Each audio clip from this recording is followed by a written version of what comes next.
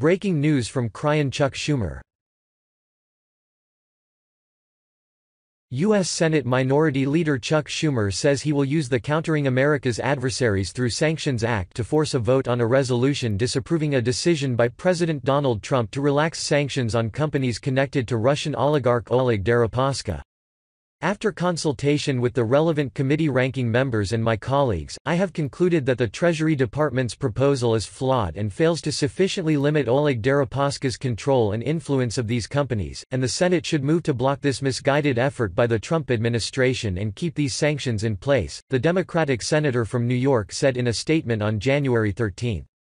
Congress has been reviewing the Trump administration's decision announced in December to lift sanctions against 3 companies that Deripaska, who has close ties to the Kremlin, controls: Rusal, and JSC EuroSibEnergo. Early last year, the Trump administration indicated it was planning to sanction Rusal, one of the world's largest aluminum companies, but that announcement roiled global markets, sending metal prices soaring. The Treasury Department delayed imposing the sanctions several times, amid a reported lobbying campaign by Deripaska's companies. In December, the administration notified Congress it would lift the sanctions. That triggered a clause in Congress that gives lawmakers 30 days to try to reverse the decision by passing a joint resolution of disapproval. In a statement on January 12, Treasury Secretary Steven Mnuchin said Deripaska remained under sanctions and his property and interests remain blocked, and any companies he controls are also sanctioned. House Democrats, however, have been publicly angry, with the leader of the chamber, Nancy Pelosi, calling it one of the worst classified briefings we've received from the Trump administration.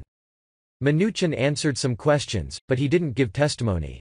They had an intelligence briefing, which I won't go into, and then they read a document that was unclassified, wasting the time of members of Congress, she said.